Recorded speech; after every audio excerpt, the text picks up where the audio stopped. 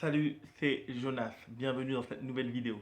Aujourd'hui, je vais te proposer 6 stratégies pour améliorer ta rigueur au tennis de table. Alors, en entraînement, en match d'entraînement et en entraînement libre. C'est les trois thématiques pour effectivement devenir plus rigoureux en vrai match, en match officiel. Alors, la première stratégie que je te propose, tout simplement pour commencer, c'est déjà de s'échauffer correctement et durablement. Donc, qu'est-ce que je dis par s'échauffer correctement et durablement? C'est avant un entraînement ou des matchs d'entraînement, s'échauffer au minimum entre 12 et 15 minutes pour continuer de développer ta technique de base. Les joueurs sous-estiment leur technique de base.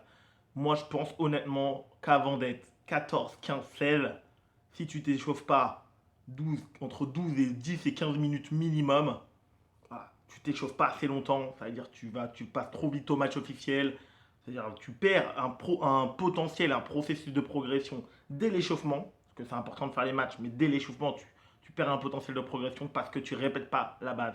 Le coup droit sur coup droit, le revers sur revers, le toss spin coup droit, le toss spin revers. Et après, moi je le vois tout le temps dans ma salle comme dans les autres. Les joueurs se plaignent qu'ils n'arrivent pas à mettre en place de nouvelles choses, des attaques, les enchaînements d'attaques. C'est normal.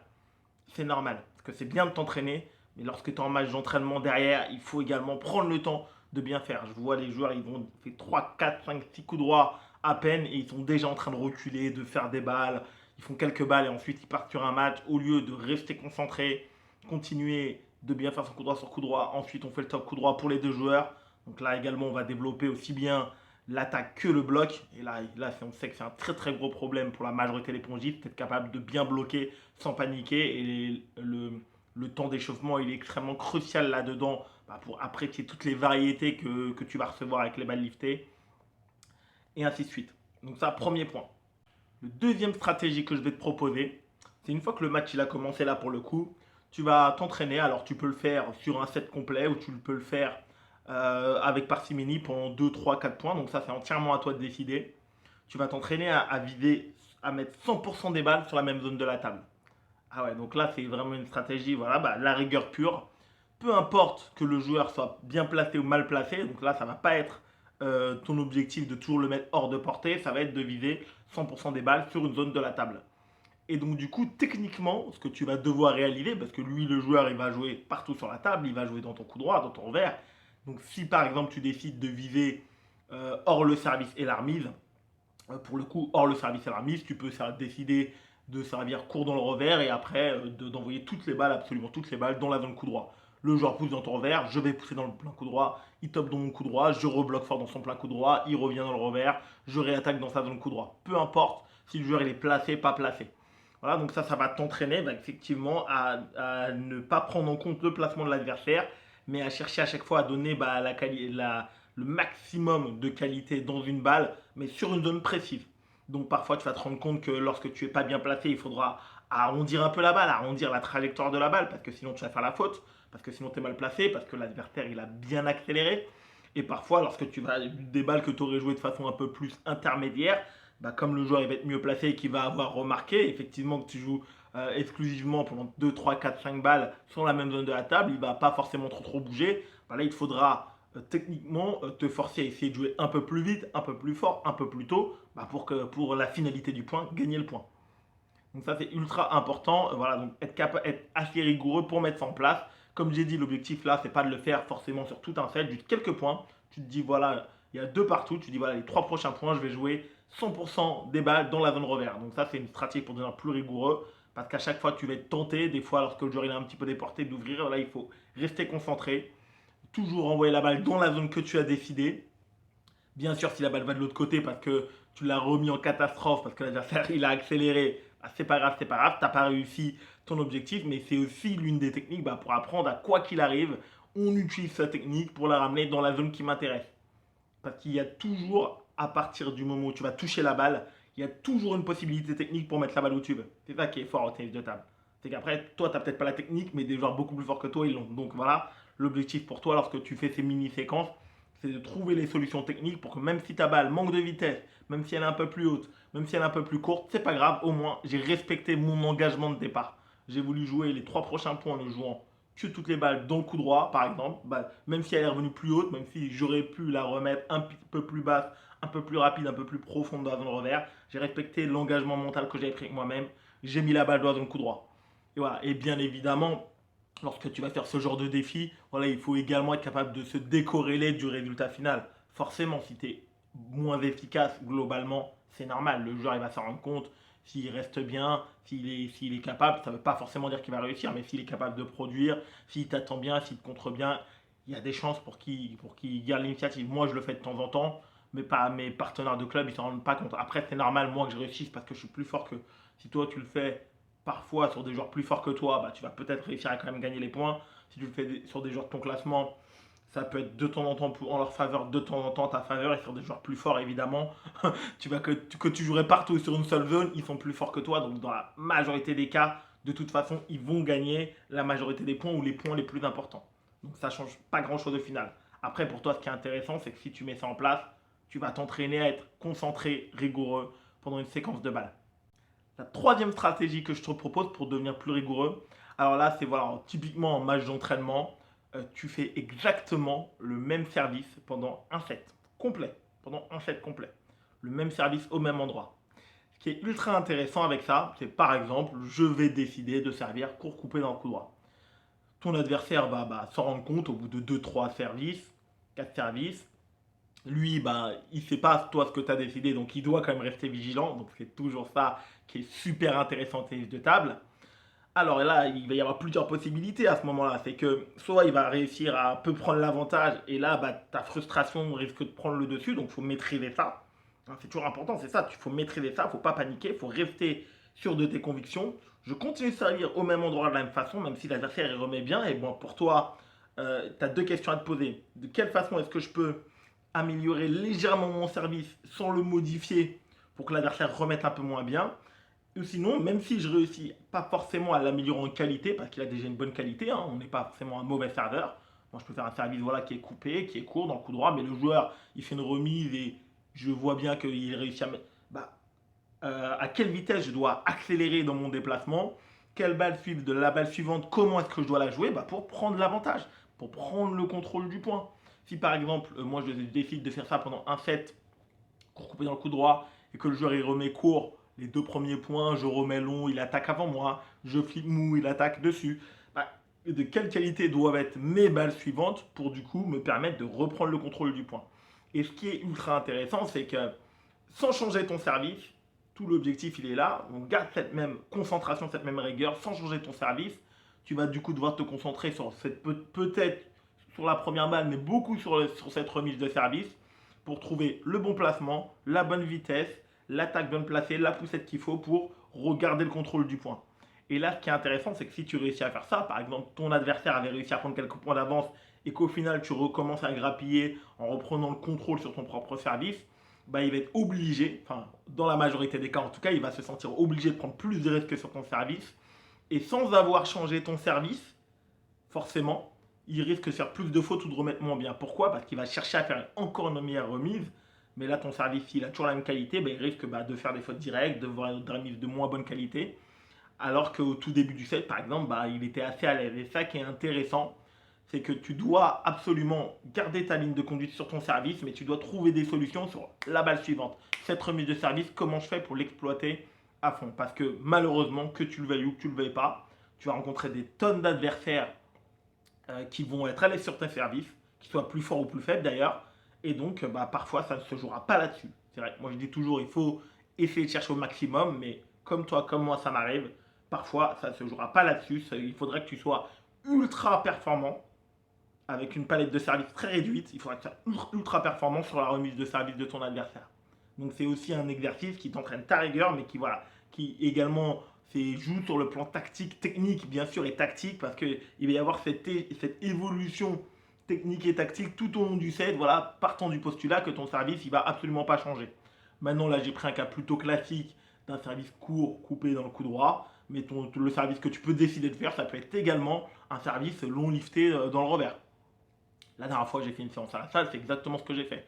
J'ai décidé de tout servir long dans le revers pendant un match, pendant deux matchs même, j'ai tout servi long dans le revers pendant deux matchs. J'ai réussi à gagner les matchs, il y a des fois je me suis pris des attaques fortes. Voilà, donc voilà à quel moment je devais accélérer. Des fois, j'étais surpris parce que là-bas, je pensais qu'il y avait plus d'effets, moins d'effets, donc je dois travailler sur la lecture de l'effet. Donc voilà, ça enclenche plein de choses. Et c'est ça qui est ultra intéressant. C'est-à-dire de lier en fait le sort du point quand tu as le service sur un seul service. Bah, ça veut toujours de l'attention sur le service pour avoir de la qualité. Mais après, derrière, voilà, l'énorme travail, il vient sur la première balle, voilà, pour prendre le contrôle du point à chaque fois. La quatrième stratégie que je te propose pour améliorer ta rigueur, c'est à chaque fois que tu fais un entraînement libre, donc, ou c'est de mettre en place un entraînement libre avec un de tes partenaires, ou peu importe en fait, c'est toi qui vas. Donc tu fais ce qu'on appelle un exercice avec un nombre et avec une durée de temps avant de commencer, en tout cas tes matchs d'entraînement. Ça, je trouve ça super intéressant. Par exemple, si tu es 5, 6 ou 7, le plus intéressant, c'est de mettre en place poussette sur poussette revers. Parce que peu importe ce que tu veux faire, il faudra que tu aies un niveau minimum au tennis de table en poussette sur poussette revers. Et avant de commencer tes matchs d'entraînement, une fois que tu as fini ton échauffement classique, entre 12 et 15 minutes d'échauffement correctement, par exemple, tu vas commencer avec 5 poussettes revers sur 5 poussettes revers. Donc, et tu vas te mettre un temps maximum de 10 minutes. Parce que voilà, tu es quand même là pour faire des matchs d'entraînement. Donc, l'objectif au moment où tu es venu, c'est pas, et ton partenaire il est là aussi pour faire des matchs d'entraînement. Donc, tu vas pas lui bloquer, tu vas pas le bloquer pendant 3 quarts d'heure parce que tu as envie de faire un exercice. Par contre, 10 minutes, je pense que dans la majorité des clubs, tu trouveras un partenaire qui acceptera de te donner et d'échanger avec toi pendant 10 minutes. Si tu n'arrives pas. Donc, la séquence, je décide, je fais 5 poussettes revers sur 5 poussettes revers. Tu vas me dire, c'est facile, Jonas. Ok, maintenant j'ai réussi. Donc je fais le match d'entraînement, je change, je fais ma séquence. La fois d'après, 2 jours après, je reviens. Maintenant, je passe à 6. Je réussis. La fois d'après, je passe à 7. La fois d'après, je passe à 8. À chaque fois que je réussis, hop, je augmente d'un. Donc 1, ça paraît pas beaucoup, effectivement, mais séance après séance, si tu vas jouer en match d'entraînement une fois par semaine, par exemple, bah, ça rajoutera qu'un par semaine. Si tu réussis, si tu ne réussis pas à un moment donné que tu es complètement bloqué parce que par exemple, tu n'arrives pas et ton partenaire, vous n'arrivez pas à faire 10 peut-être revers sur 10 peut-être revers, voilà, bah, tu continues semaine après semaine, vous êtes à 9, tu continues 9, 9, 9, 9, semaine après semaine. A priori, au bout d'un moment, si tu es bien concentré, si ta technique elle a un minimum correct, si tu demandes également des petits conseils, au fur et à mesure, tu vas apprendre à bien repasser sous la balle, à améliorer ton timing, à descendre un petit peu sur tes genoux au moment où la balle elle arrive, à repasser en dessous de la balle, à bien accompagner avec l'avant-bras. Tu vas arriver à 10, tu vas arriver à 11, tu vas arriver à 12. Et tu peux faire exactement la même chose. J'ai pris l'exemple de la poussette revers, mais tu peux faire exactement la même chose avec un topspin coup droit sur bloc. Je peux commencer à 5. Voilà, donc j'ai fait mon échauffement classique. Donc là, j'ai pas de nombre, etc. Coup droit, revers, etc. Là, je dis à mon partenaire avant le match d'entraînement, bah, 10 minutes, un enchaînement. Hop, je fais les 5, très bien, c'est réglé. 5 en mouvement, j'accroche bien ma balle, je frotte bien. Voilà, c'est bien des balles qui sont frottées. Et donc, du coup, par la suite, on fait le match d'entraînement. La séquence de match d'entraînement d'après, je fais 6, je fais 7, je fais 8, je fais 9, je fais 10, je fais 11, je fais 12. Voilà, donc pendant au moins, on se met une durée maximum de 10 minutes par exemple, comme ça, même si je ne réussis pas, alors on ne va pas passer toute la séance dessus. Et au fur et à mesure, je vais augmenter, je vais m'améliorer sur la séquence en régularité. Effectivement, ma rigueur elle va progresser puisque techniquement je vais progresser. Donc là, c'est une façon de progresser en termes de rigueur d'une dans le temps parce que je vais continuer à avoir cet exercice individuel exclusif avec tous les partenaires d'entraînement avec lesquels je vais commencer quand je vais arriver à la salle. Et c'est une façon également de progresser sur la rigueur techniquement parce que je vais m'améliorer à chaque fois à donner le même coup une fois de plus. Donc forcément, en termes de rigueur, c'est vraiment l'idéal. On va gagner en régularité. La cinquième stratégie que je te conseille pour mettre en place, c'est donc tout simplement là de travailler donc, dans tes matchs d'entraînement vraiment, donc sur des séquences de travail, sur des thèmes donnés, pendant des périodes qui peuvent aller de 3 mois à 1 an. Alors quand tu te mets à travailler sur un thème donné, sur un coup donné exactement, faut bien sûr, moi ce que j'aime bien faire, c'est que tu vas te projeter. Alors il faut le travailler pendant un temps minimum, mais si c'est acquis avant, tu passes à autre chose. Hein, c'est-à-dire que c'est l'acquisition. L'objectif, c'est de s'entraîner pendant un temps donné minimum, parce que même si, c'est ça qui est intéressant au tennis de table, même si tu n'as pas l'effet tout de suite, tu auras probablement l'effet dans 6 mois, dans 1 an et demi. Et avec tout ce que tu vas progresser par la suite, il y a d'autres choses qui vont se mettre en place. C'est pour ça que même si parfois tu ne vas pas avoir l'effet tout de suite, immédiatement, je sais que c'est très frustrant. que la majorité des joueurs ils s'attendent forcément à avoir l'effet immédiat sur le coup qui sont en train de bosser. Parfois, tu vas avoir un effet sur autre chose dans ton jeu et ce que tu as travaillé, tu auras les bénéfices 6 mois, un an et demi après parce que tu auras acquis tout un tas d'autres choses, des services, des remises, de la qualité en preset, de la qualité en top, en bloc, qui vont aller avec. Et qu'à ce moment-là, bah, tu n'avais pas assez de choses mises en place autour pour que le coup que tu travailles, la qualité de balle que tu travailles, elle soit assez efficace, même si tu t'investis. Par exemple, si pendant donc 3 mois, donc ça 3 mois c'est le temps minimum de travail, si tu es classé au-dessus de 8, 9, 10, etc. En dessous, si tu travailles 3 mois à quelque chose sérieusement, correctement, tu vas avoir des effets immédiats. 5, 6, 7, si pendant 3 mois tu es concentré sur à chaque fois que le joueur il pousse coupé dans mon plein coup droit, je me déplace, je fais un touch spin diagonal et mon objectif c'est de gagner le plus souvent de fois le point direct sur ce touch spin diagonal. Donc en mettant de la qualité, en frottant bien ma balle, que ma balle elle aille assez vite, par exemple, d'avoir un bon nombre de top spins sur la table, en étant concentré, en travaillant avec une bonne vision, une bonne intensité, une bonne application, en 3 mois, tu peux avoir beaucoup de résultats. C'est normal. Tu es encore dans les premiers classements. Au-dessus de ça, 8, 9, 10 et tous les autres classements, parfois en 3 mois, tu peux avoir beaucoup de résultats. Si tu le coupes là, beaucoup d'entraînement, du panier de balles, de l'entraînement structuré. Mais si tu ne le travailles qu'en match d'entraînement, bah là, il faut au moins partir sur des séquences de travail de 6 mois à 1 an. C'est vraiment le grand minimum. Parce que peu importe voilà, si tu es 8 et plus en termes de classement au tennis de table, toute ta progression, bah, elle s'est forcément inscrite dans un cycle long. Plus ou moins long selon les joueurs, mais et c'est ça. Donc là maintenant, si tu veux bosser même le même coup, mais que toi, à ton classement, je veux travailler mon premier top spin diagonal à chaque fois que le joueur pousse dans ma zone coup droit en retour de service ou dans le jeu, je veux marquer le plus de points directs sur ce premier top spin là, bah, pour vraiment avoir des résultats. Si tu le travailles comme j'ai dit globalement comme match d'entraînement, bah, il faut au moins minimum le travailler pendant 6 mois. Pendant 6 mois. Et là, voilà, travailler tous les paramètres. Bah, essayer d'avoir une meilleure lecture de trajectoire. Voilà, au début, je partais un petit peu trop tard avec les jambes. Si je pars un petit peu plus tôt avec les jambes, j'arme un petit peu plus tôt, je la touche un petit peu plus tôt, je mets un petit peu plus de vitesse, un petit peu plus d'effet. Et tous ces un petit peu plus, bah, à la fin, font que la balle, elle part plus vite, elle est plus profonde. Le joueur, lui, bah, c'est beaucoup plus dur pour lui pour aller la chercher. Et effectivement, la finalité de ton objectif, qui est je veux marquer plus de points directs sur ce premier top spin, coup droit en diagonale, ça va être la vérité. Tout part de j'anticipe un petit peu mieux lorsque le joueur va pousser en poussette revers, va venir ouvrir la main pour remettre dans le plat coup droit. Bah, je suis vraiment concentré sur sa main, sur la position de sa raquette, sur l'angle de sa raquette pour anticiper un peu mieux. Et une fois que je vois qu'au fur et à mesure, bah, je suis de moins en moins en retard, je vais pouvoir ramer un peu plus tôt, la toucher un peu plus tôt, mettre plus de vitesse, mettre voilà, une balle avec plus de vitesse, un peu plus d'effet pour arriver à ma finalité. Mais voilà, je mets en place de façon rigoureuse une séquence de travail, un objectif de travail précis, au minimum 3 mois, voilà, si je suis dans les 2-3 premiers classements, 3 mois à travailler très sérieusement avec de l'implication, on peut avoir d'énormes résultats. Et après, si je suis au-dessus de ces classements-là, voilà, il ne faut absolument pas rêver. Tu connais le tennis de table, il faut être sur des séquences de travail d'au moins 6 mois, d'au moins 1 an. Si tu lâches avant ça, c'est possible que tous les efforts que tu aies faits, ils ne servent à rien. Parce que ta technique, elle a déjà une forme de maturité. Je ne dis pas qu'elle est forcément parfaite, ni la mienne, ni la tienne, mais ta technique, elle a déjà une forme de maturité. Et donc, pour corriger toutes tes habitudes, toutes tes actions sur la balle, c'est le minimum de temps qu'il faille. C'est vraiment le minimum. Ça peut être plus long, mais voilà. À partir de 6 mois, en général, si on est sérieux, si on est impliqué, si on est rigoureux, si toutes les semaines on va jouer, si on a le nombre de séquences, le volume d'heures, si on fait le nombre de compétitions qui vont en face et qu'on balance pas un match sur 3, ça va le faire. Et la sixième stratégie que je te donne pour devenir plus rigoureux, c'est tout simplement de se mettre un handicap lorsque tu joues des joueurs plus faibles que toi en match d'entraînement. L'une des meilleures techniques que l'un de mes partenaires faisait contre moi lorsque j'étais jeune, c'est on pariait des canettes. C'est tout bête, c'est tout con, voilà, mais ça met un enjeu.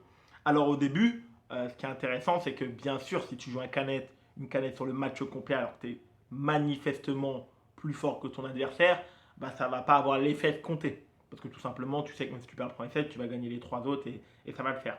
Par contre, du coup, ce qu'on faisait, alors au tout début, alors je te raconte ça, au tout début, quand j'ai commencé à jouer avec les adultes, quand j'étais classé 9-10, lui il était classé 17, où ils étaient classés 16, 17, 18, ce qu'ils faisaient, c'est qu'ils me disaient, bon, si tu marques 11 points en 3-7, tu gagnes la canette. Donc c'est réglé, voilà. Donc, 11 points en 3-7, forcément j'étais 8-9, il était 17. Pour lui, c'est quand même un challenge. Tu vois un petit peu le truc. Ça veut dire qu'il gagnait le match, mais lorsque je gagnais un set ou assez rapidement, j'ai commencé à gagner des sets. Vraiment, je commençais à gagner des sets parce que il était jamais très sérieux, il le savait. C'est exactement aussi pour ça qu'il le faisait. Donc je commençais à gagner des sets. Donc assez rapidement, il a commencé à me dire faut gagner le match. Et après, de temps en temps, je réussissais à le battre. Quand après, j'ai progressé, bien sûr, en étant 9-10. Quand j'étais 11, 12, 13, j'ai commencé à lui arracher des matchs à l'entraînement de temps en temps. Et puis voilà, là, il était obligé de s'arracher parce qu'il y avait d'une le match. Moi, je progressais, je m'arrachais. Et puis de deux, il y avait un petit truc en plus. Et c'était, voilà, comme dit, c'était les meilleurs soldats. Moi, je pouvais boire à cet âge-là, à l'adolescence, parce que je les avais gagnés à la table. Et puis mon partenaire, lui, du coup, il travaillait en même temps le fait d'être rigoureux, de bien rentrer dans les rencontres, parce que même si j'étais beaucoup moins fort, il savait que moi, comme je lâchais rien, s'il prenait un mauvais départ, en plus, comme on jouait régulièrement, forcément, le niveau se nivelait, parce que c'est un joueur de club, donc tu joues très très souvent. Et pour toi, l'objectif de faire ça, c'est exactement ça, c'est de t'entraîner à avoir une bonne attitude quand tu rentres dans le match, pas juste avoir une meilleure, bien s'impliquer dans la rencontre tout de suite, mettre le niveau d'intensité que tu dois mettre au quotidien. Et comme ça, si tes partenaires ils commencent à te battre et que tu leur payes des canettes toutes les semaines, tu vas te rendre compte que forcément il y a un truc qui va pas quoi. Et tu vas te rendre compte que si toutes les 2 semaines, un joueur qui a moins de 200 points que toi à l'entraînement il te bat, c'est pas normal. Ça arrive, mais c'est pas normal qu'il te batte aussi régulièrement. Donc là, voilà, c'est une façon de se mettre un peu la pression et qui marche extrêmement bien. Merci beaucoup de m'avoir écouté. Comme d'habitude, mets-moi tes réponses en commentaire. N'hésite pas à rejoindre la liste des emails privés si tu veux pas rater tout mon contenu exclusif. Tu trouveras le lien dans la description. Je te souhaite comme d'habitude un excellent entraînement et ciao.